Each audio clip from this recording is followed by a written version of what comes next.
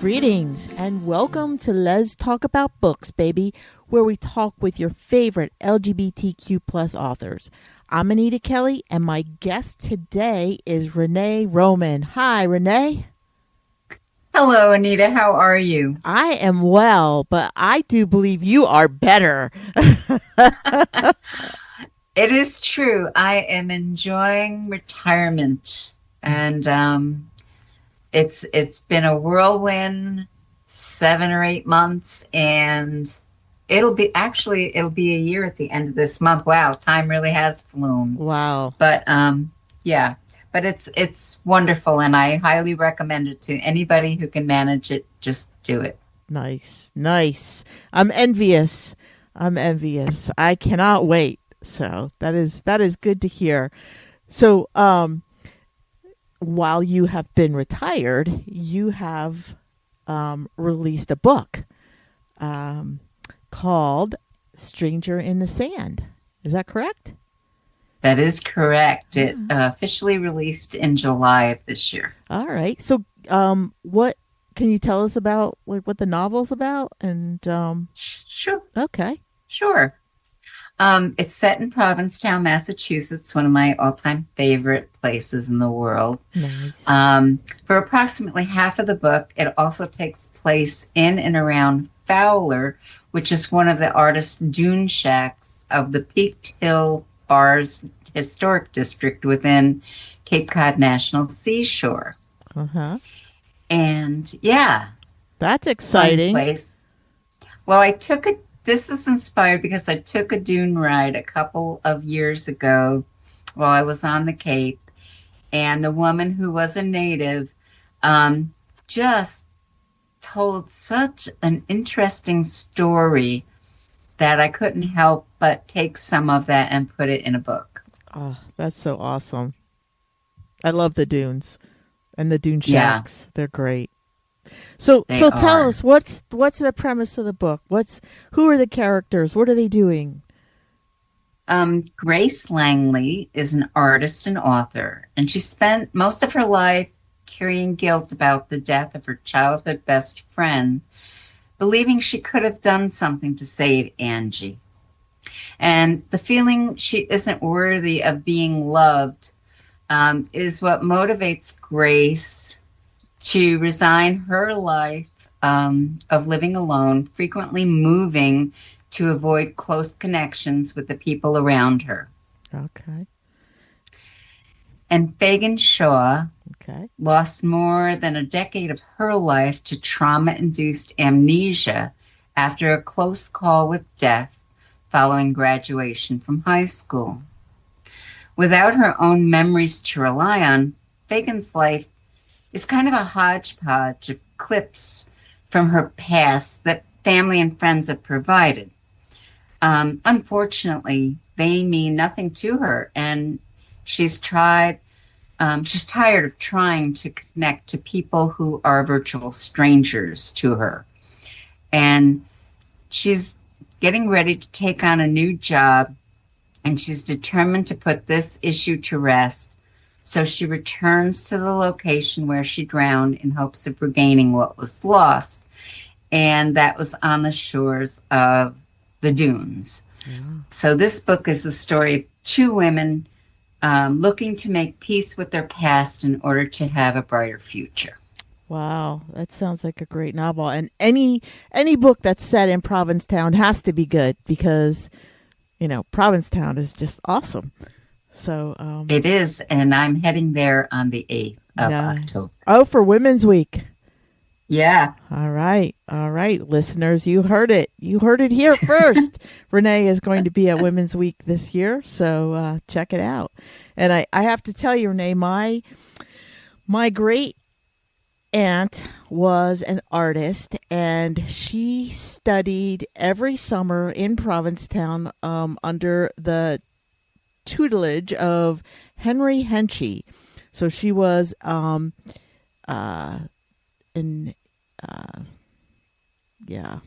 impressionistic artist, I'll say. And I found online someone had one of her paintings of the Provincetown Harbor.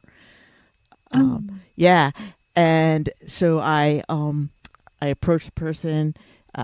They weren't really ready to sell it, but then a few years later, they contacted me and said, "Hey, are you still interested? We're willing to sell it." So I have it. It's Oh all, my God, how wonderful that is. yeah, it is. It's great. It's really great. You know, I'm very, I guess, proud of it. So Yeah, absolutely. You should be. yeah. There's actually a big part of like the second half of the book is wrapped around Grace and her art. Oh, So, cool. um, yeah, I hope everyone finds a little bit of connection there who has gone to P Town and just I just love seeing local artists' talent on display. Absolutely. I love that little. It's like almost like a little dune shack. It's an art gallery. I think it's like right off the pier, um, and we've bought a couple pieces there. I don't even remember the name of it. It's just like a little shack. Uh, Yeah, yeah, it's great. it's a lot of those. That's what makes P Town so mystical and magical, I think. Yeah, you're right. You're right. So, um, it's so wonderful that you were able to draw upon your own experiences in Provincetown, like for the setting. That's fabulous. And, the dunes are like almost magical. Um, so that's really awesome that you were able to like have that setting. I love it. Um, so, you know, this is, what book is this that like you've published with Um, Bold? yes, Stranger in the Sand is number 14. Wow. I have another one coming out in March. That's called When Hearts Collide. And I've had a few short stories that have been in anthologies. In addition to the 14 published works. Correct. Wow, wow, wow. And are all those with Bold Strokes? Yes, Bold Strokes will be my publisher for the foreseeable future. I don't have any reason to leave. Um, they do so much for their authors and things that I don't have the time, energy, or talent to do. So I'm happy to be under their wing and contribute to their huge library.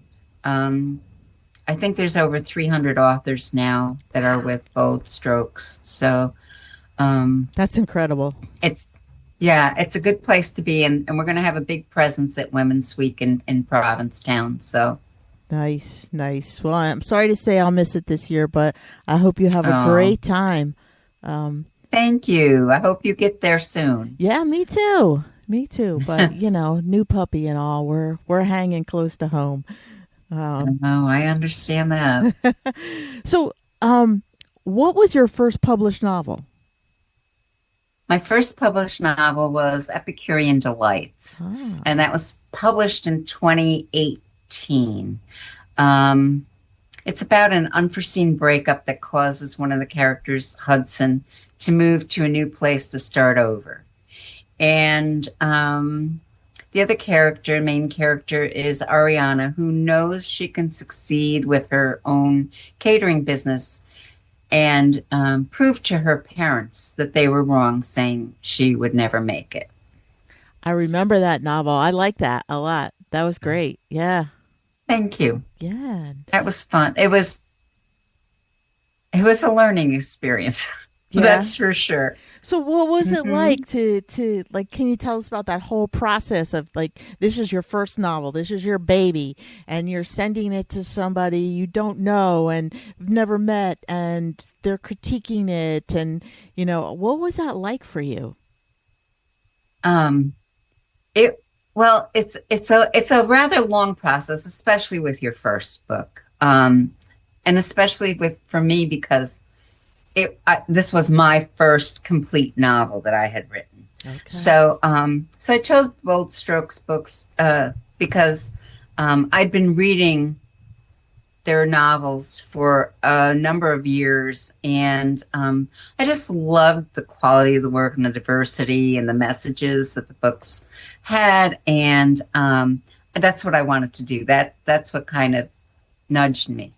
And the process started by submitting the entire manuscript with a cover letter, and then you're waiting to hear if it's accepted.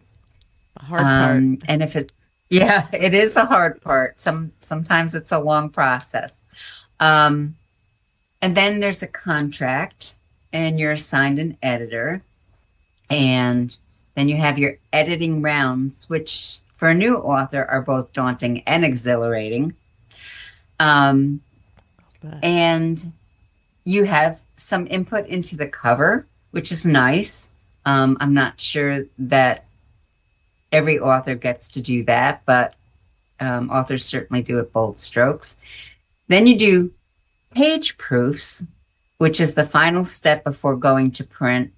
Then there's the publication and the promotion, all of which is done by Bold Strokes Books. So that was important to me, especially since I was working full time. Yeah. And writing full time. So that's a lot. That's a whole lot. It's between my paying job, I say, my have-to job, and writing. I worked about 80 hours a week. Oh my goodness. Wow, that is a lot. That is a lot. But it paid off. It did. Yeah. I don't know a lot of people who had their first novel published. Like, that is amazing. It really is. It's fantastic, you know. It was wonderful. I mean, there was a lot of changes that it went through, but it was because I honestly did not know what I was doing. I mean, I wung it, and I sent it in, and they liked it enough that they were like, let's work with this. Yeah. So I'm grateful. Yeah, that's fantastic. So, and that wasn't that long ago, 2018, right? Like, Yeah, I actually got the contract at the end of 2016. So I spent about a year going through various stages of edits with a development editor, okay, which is someone who helps you learn the craft. Uh-huh. And then the print took another, I think, 3 or 4 months. So that's why it feels like it was 2 years, but it really wasn't. It was more like a year and a few months. Yeah. Close enough to 2 years, but yeah. Yeah, that's great. So, Renee, what advice would you give to emerging LGBTQ plus writers who may feel like a little hesitant to share their stories? As someone who was also hesitant, I hung on to my first manuscript for almost 3 years before I sent it in. Oh, wow. And it's scary to send it out into the universe and let your thoughts be seen by other people. Mm-hmm. I was blessed because I was encouraged by fellow authors, and, you know, I owe them an eternal thanks for pushing me to let it go. That's what they kept saying. Let it go. You know, you can tweak it another probably 50 times, but your editor will actually help you to tweak it better. Yeah. So I'm glad I did. Good. And I would encourage you, whoever is interested in getting their words out there, research publishers who print the genre in which you want to write. That's good advice. Yeah, because they're already prolific at that. Mm-hmm. And some of the big publishing houses may or may not be interested in LGBTQ plus books. Mm-hmm. Yeah. And if they are, some people don't even get an editing round, is what I've heard, is that editors for the big places just do their little tweaks and send it to print. And oh, wow. And I'm grateful that that is not what happens. We're a niche writing group and niche publishers, and I'm grateful that Bold Strokes is a traditional publisher. Mm-hmm. So all of the steps are followed, Yeah. and that's nice to have a input in it along the way. Yeah, and you know that in the end, you're going to have this quality product to put out to the public, right? There's no question about it. Absolutely, and it's interestingly enough, maybe I began as a proofreader for Bold Strokes before I ever submitted, um, and that helped me develop some of what I needed to look for when I started to write. Yeah. You still do that? I do still do that. Yeah, I do that too. Well, congratulations on that. I mean, I think it's a great process. Yeah. I just have to remember which hat I'm wearing because, like, when you proof and you know this, you really aren't supposed to like read the story, get into it quite as much as you would if you're doing it for pleasure. Mm-hmm. Because I have dived into a few books, and I stopped and I'm like, oh my God, I've been just reading, and I haven't looked for anything. So I've done that too, and I had to go back. Yes. Start all over again. I know. Start it all over again. And that really speaks well to the author, right? Like that they, can just like reach in and grab your attention like that and keep it. Absolutely. And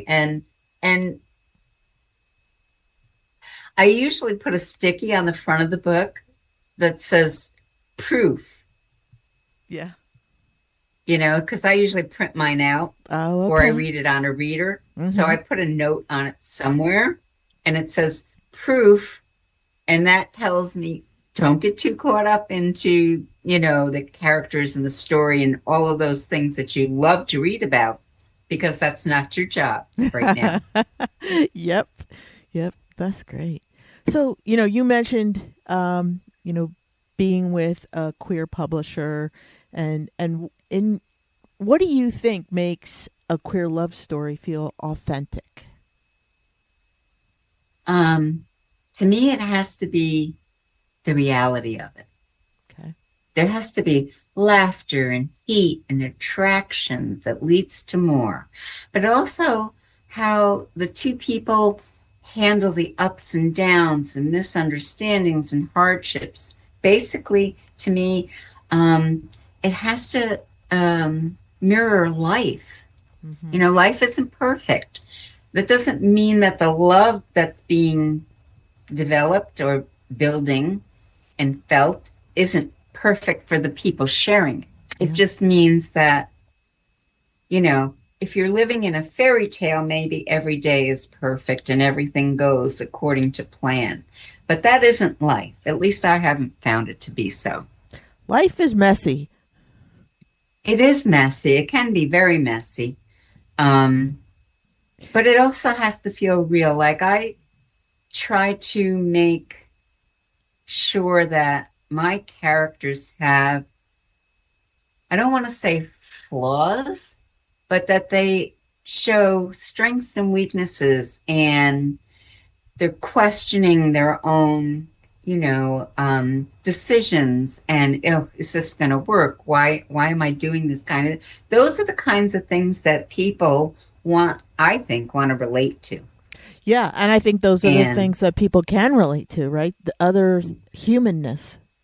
Mm-hmm. And so that for me is important. Yeah, that's great. I love that.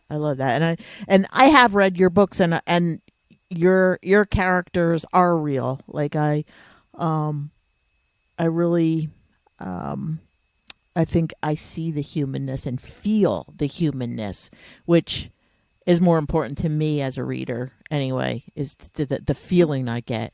Um, so I'm wondering Thank you what, very much. yeah, no, thank you for writing. Um, so tell me what is your process then for developing like the chemistry between your characters?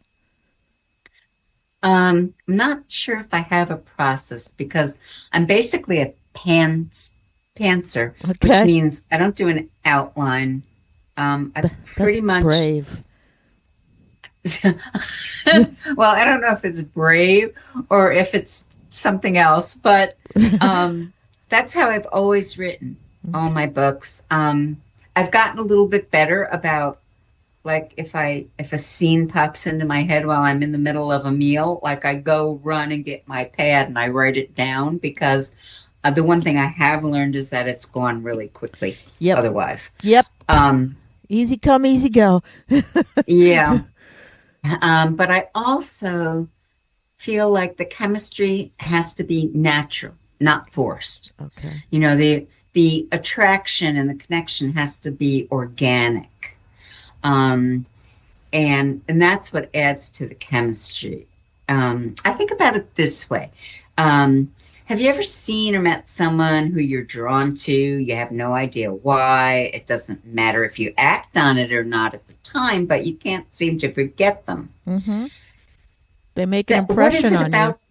Yes, and what is it about that person that has caught your attention? Mm-hmm. So even if it's not reciprocal at the time, it's, and I call it the dance between the characters that builds the chemistry connections. Mm-hmm. Yep. In that it's parallel, like when you're dancing with someone for the first time and you're not sure if you should because what if you step on their toe or Mm-hmm. what if they step on yours Mm-hmm. and make it awkward? Mm-hmm. It's all about holding on to that initial attraction and the impetus that drives you together, that makes you keep going back for more. Oh, That's where I think the chemistry builds. yeah. No, I like that. That is very true. That's very true in life, right? Um, Yes, yeah. absolutely. Yeah. That's wonderful. And Thank you. you do write good characters, so that's cool. Thank you.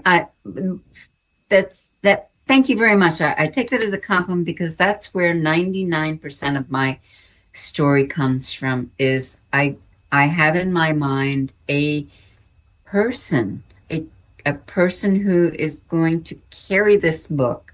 And then sometimes there's a second character right away, but sometimes I have to kind of play with that first character and get a feel for them. But so they're in the book the longest, let's Mm-hmm. put it that way. Would that mean then that your books are more character driven than plot driven? Um, I'm I would say yes. I'm trying to get better at the balance, but you know, that'll probably take me another 5, 6, 8 books. I don't know. um, Actually, in this one, I think I did my first and best using setting as a character in Strangers in the Sand. Oh, nice, nice. Um, That's the a dunes actually felt like they had a part. they were And alive. Provincetown. Yeah. Yeah, and Provincetown also. Um, you know, they, eh, I don't know if I could have written the same book without that setting having been developed. Yeah. Um, That's so cool. yeah, it's a funny process, I can tell you that much, you know, and everyone has their own way. Yeah, they do. They really do. It's amazing. Like I've talked to, hundreds of authors and it's just I don't find any two to be the same exactly at all. Um Y- Everyone's very unique. y- Yes. So And that's the other thing. You have to learn to develop your author's voice. it's true. That's true. And that's something that I don't think a lot of new authors understand. I think they just come out of the gate and think, oh, I have to do this, I have to be this, without really developing who they are as an author. And Yeah, because you have so many things to think about while you're writing mm-hmm. that I think I lost just for maybe a couple of books. I kind of floundered with what do the characters sound like in my head? Yeah. And let me get that on the page. Yeah. That's important. Yeah, very important. Yeah, because that's the character. That is the character. Yeah.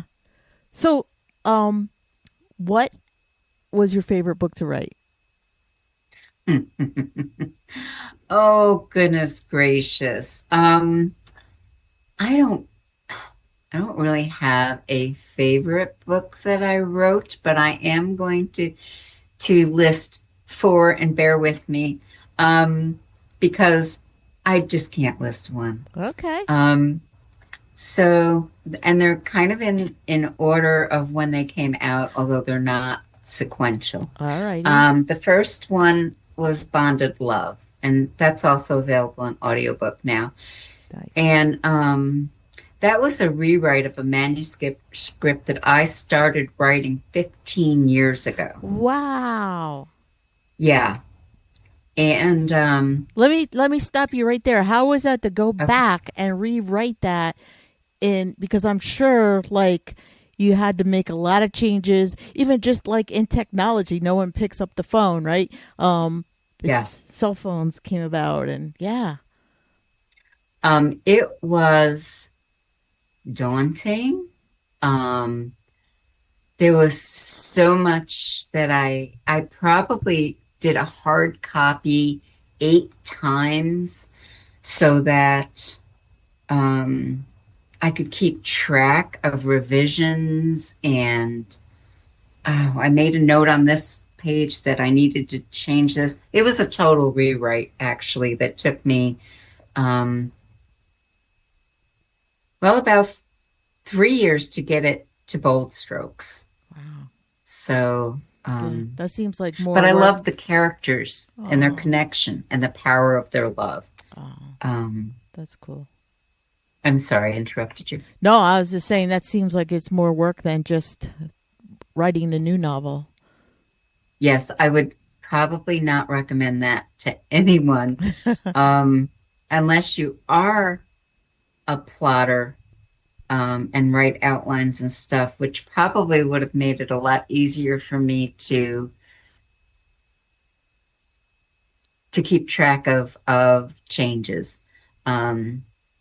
But I did a lot of it by hand, and then I would put it into the manuscript, and then I would print it out and do it again. And yeah, there was even times when I would cut and paste sections and tape them onto a different page because I'm like, oh no, that can't go there. Yeah, I believe it. Yeah. All right. So what was number 2? So that was number 2 was Body Language, because it dealt with body positivity and fat phobia, and that's something I personally have struggled with into my 50s, and how society tries to force people, especially women, into a neat little, box. Yeah. And little in air quotes, because the connotations of someone being fat. And I started thinking, well, who decided that the word fat versus the word thin, that fat is a bad descriptor and thin is a positive descriptor with people. Yeah. Some people are fat, some people are thin, some people are just a little chunky. Who cares? Right, exactly. It doesn't. Why does that matter? Yeah, it doesn't change their character, right? It changes how they feel internally. Maybe. That's been my experience is that, oh, well, being fat must be a bad thing. Yeah. And I believed that up until I hit 15, and I was just like, the hell with all of you. I'm just going to be who I am, and I'm going to love myself. And here's something to read to make you think about if you've experienced it or if you have treated someone in that same way. Think about it. Yeah, that's wonderful. We have these things at work. They're called living books. And a living book is a person, and they're telling their story. And the first time we did it, our living book was a woman who shared about her experience with weight all of her life. And so many people in the audience could relate to her. It astounded me at like the number of folks that were speaking up and sharing a similar story then. But yeah, it's really cool. It's a brave thing to do. It was terrifying to do, actually. I'm sure. But I'm so glad I did it. Yeah. Yeah. And so awesome. and I loved the photo that I found for the cover. Because she's beautiful. Oh, that's so and cool. She's a woman of size. Mm-hmm. And I just, I went back and I thought, in olden times, ancient times,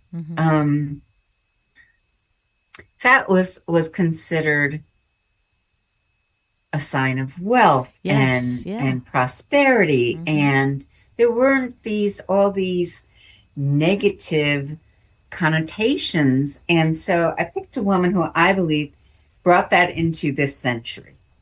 Oh, that's so cool. That's so great. So what was number 3 then? Escorted. That one is probably, I don't know. I have to say, for an erotic novel, that's been my favorite to date. And it won the 2023 Golden Crown Literary Society Erotic Romance Award. And it will always remain special for me. Plus, it was fun to push boundaries in it. Yeah. Hey, congratulations on that win. That's awesome. Thank you. Thank you. And what was number the last 4? one? Yeah, the last one is Stranger in the Sand. And it's on the list because I was able to make the setting as important as the characters, and it ties the entire story together. And because P-Town and the Dunes are like part of my heart, I've been going there since the 70s. Yeah, it's a love. Yeah. So the book is always going to be a love. That's wonderful. Provincetown is just a magical, special place. It really is. It is. And I had to I've put Provincetown, I think, in 3 of my books. I know it's in Stroke of Fate. But I'm not, and there's one other one that might have a short little blip in it, an homage to P-Town, but yeah. So I had to write one book in P-Town. Definitely. So what, or have you had any memorable reactions from your readers? Like even people who saw themselves in your books even? A reader wrote to me to express her gratitude for body language. I was going to say, if any of them, that's probably the one, right? Yeah. I mean, I've gotten, beautiful sentiments from a number of people over the years, but this one stuck with me because she had struggled all her life with how others saw her physically. And that after reading my book, she started to put value on what she saw in herself. And that the reflection in the mirror is not something to be ignored, but to be embraced. I mean, it's the outward personification of everything you hold inside. And, you know, being a heavy person, being carrying what some people consider extra weight, which I've done the yo-yo diets my entire life, and I've finally given up on that. This is where my body's settled, and this is where it's staying. And okay, I can live with that. Yeah. And so she got the kind of encouragement that she felt spoke to her personally. And that's the thing that keeps me writing, is when I touch someone who can see themselves on the page. That's everything. Yeah. Yeah. That's nice.